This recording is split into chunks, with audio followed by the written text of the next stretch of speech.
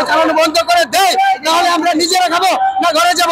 যদি এগুলো গাড়ি আটকে দেয় তাহলে আমরা চুরি করবো না চিন্তা করবো, তখন মাথায় কিছু থাকবে না।